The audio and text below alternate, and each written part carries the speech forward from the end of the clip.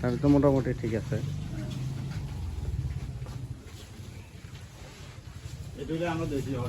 ইগে দেশি কেন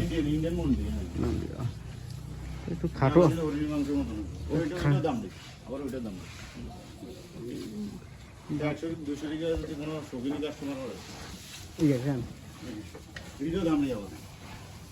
এটা হাইট কম আর কি কেন